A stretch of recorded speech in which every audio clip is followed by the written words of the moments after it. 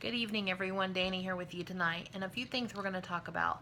First and foremost, when you think about GMC and Chevrolet, you're going to think about one of the most respected and reputable companies in the auto industry. Chevrolet and GMC have been around for ages. So we're going to talk a little bit about their sales. First and foremost, Chevrolet has seen an increase in sales of 6% in U.S. retail sales over the course of the last year. So that's since October of 2015. Cars such as the Camaro have seen their best year since October 2009. Now, overall, Chevrolet, this has marked one of their best years since October of 2004. Chevrolet retail sales are growing faster than the passenger car industry themselves. And so this is huge for them. Chevrolet being a product of GMC, GMC is setting all-time records as far as their ATPs go. An ATP is the average purchase price, average transaction price of a vehicle, with it being now $1,800 more than what was reported last October, with it now being coming in at around $43,988 per vehicle. And again, this is huge for GMC. Cars such as the Malibu, the Corvette, the Camaro, the Volt, the Spark, all of these cars have seen an increase in sales of actually up to 39%, which is, again, a huge thing for a Chevrolet to be successful with. Camaro, again, one of the best years since 2009. The Camaro itself has been completely revamped and remolded since 2014. New body lines, new interior, new engine, new everything, marking the new generation. When we stop and we ask ourselves, why are these sales increasing? What are we seeing? What are some of the driving factors behind them? And I think first and foremost is really going to be our economy. When we see a boost in our economy, we're obviously going to see a boost in our auto industry. When we have greater job stability, when we have lower fuel prices, when we have lower interest rates from the banks, all of these are driving forces in the purchase of a new vehicle.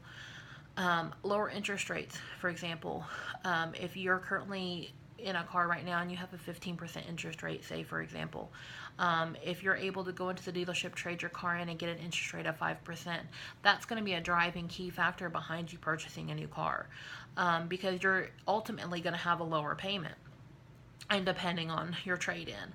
Another thing, fuel prices, especially with GMC and Chevrolet, with them offering vehicles such as the Yukon, the Tahoe, the Denali's, the GMC Sierras, the 1500, all of these, fuel prices are huge. As a consumer, when you go into a dealership, one of the first things that you want to ask yourself is, what kind of mileage am I going to get? And most of the time, that's going to be one of the key things, am I going to get good gas mileage out of this? Another thing, again, with the rise with your income, that job security is going to play into the economy and why that's a driving force. The U.S. auto industry is well positioned for an increase in sales in the foreseeable future, and I think that's huge. Another thing is the innovative technology that Chevrolet and GMC offer in their vehicles. Chevrolet and GMC are always offering new and improved models, as are all the car companies. But Chevrolet is dedicated to offering those. As I mentioned with the Camaro has been completely revamped to offer, all these bells and whistles that the previous models didn't have. Now, when you look at, previously we had the LS, the 1LS, the 2LS, LT, 1LT, 2LT, SS, all of these different models of the Camaro. With that now being condensed, and so even the lower base model, you're still going to get those bells and whistles, which is appealing to the consumer because you're still paying that at a lower price, but getting more amenities that come along with it. So again, I think the driving force is really going to be, as a consumer, you're going to see what's more appealing. And that's what Chevrolet's doing. A huge thing too is with innovation is Wi-Fi. Having the capability to have Wi-Fi in their cars. They're appealing to those that are using their technology, their cell phones, their tablets, their computers. All of this are playing a factor. Again, so I think this, along with the boost in the economy, are driving forces behind the increase in sales. And I find that really huge and important to Chevrolet and GMC. So I hope you all have a blessed evening.